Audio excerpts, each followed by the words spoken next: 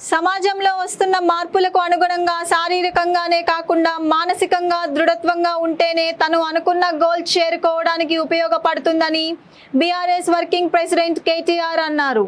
శారీరకంగా అనారోగ్యానికి గురై హాస్పిటల్కి పోవటం కంటే ముందుగానే మానసికంగా ప్రశాంతంగా ఉండటానికి ప్రయత్నిస్తే ఎలాంటి ఆరోగ్య సమస్యలు రావని ఆయన తెలిపారు. ఈరోజు మాదాపూర్లోని అమృత్ సంకల్ప్ వెల్నెస్ క్లినిక్కు ఆయన ప్రారంభించారు. అయితే ఇలాంటి క్లినిక్స్ వల్ల మానసిక ఒత్తిడిని అధిగమించి ఆరోగ్యంగా ఉండాలని ఆయన సూచించారు. ఇలాంటి వెల్నెస్ సెంటర్స్కి ప్రభుత్వం కూడా ప్రోత్సాహం అందించాలని ఆయన తెలిపారు. వారికి ముందుగా నా అభినందనలు. ఎందుకంటే సమాజంలో వస్తున్న మార్పులకు అనుగుణంగా మనం ఎప్పటికప్పుడు శారీరకంగా మాత్రమే కాదు మానసికంగా కూడా బాగుండాలి. మానసికంగా బాగుంటేనే, మానసికంగా పూర్తి స్థాయిలో ఆరోగ్యంగా ఉంటేనే ఒక మనిషి తన యొక్క పూర్తి స్థాయి శక్తిని వినియోగించుకోగలుగుతారు అనే ఒక ఆలోచన ఇవాళ ప్రపంచవ్యాప్తంగా ఉంది.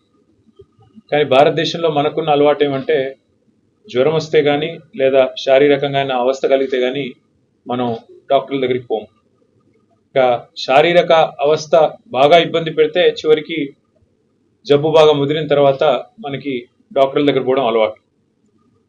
కానీ మానసికంగానైతే ఏమున్నా కూడా లోపలే పెట్టుకొని కృంగిపోయి ఎవరికి చెప్పుకోలేక, ఎవరితోనూ పంచుకోలేక, చెప్పుకుంటే ఏమనుకుంటారో అనే ఒక ఆందోళనతో చాలాసార్లు సతమతం అవుతూ ఎవరికి చెప్పుకోలేని సమస్యలు కుటుంబ సభ్యులకు కానీ మిత్రులకు కానీ, ఎందుకంటే చెప్పుకుంటే సమాజంలో ఎవరేమనుకుంటారో అనే ఒక భయం, ఒక ఆందోళన.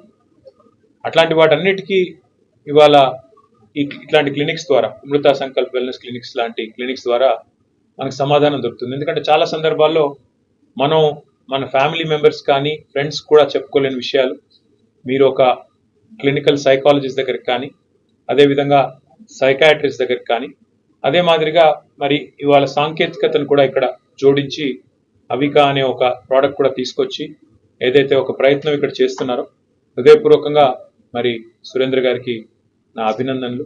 ఈ మధ్యకాలంలో మనం కూడా చూస్తూ ఉన్నాం, చిన్న చిన్న పిల్లలు తల్లి సెల్ ఫోన్ కొనివ్వలేదని, లేదా తండ్రి కోప్పడ్డారని, లేదా 10th క్లాస్లో నాకు మార్కులు సరిగా రాలేదని, చిన్న పిల్లల్లో కూడా ఒక రకమైన విపరీత ధోరణులు, ఒక రకమైన మరి అనూహ్యమైన నిర్ణయాలు, అది కూడా మరి తిరిగి మళ్ళీ వెనక్కి తీసుకోలేని నిర్ణయాలు ఏవైతే తీసుకొని ప్రాణాలు కోల్పోయే పరిస్థితిని చూస్తూ ఉన్నాము. తప్పకుండా సమాజంలో మరింత అవేర్నెస్ పెరగాల్సిన అవసరం.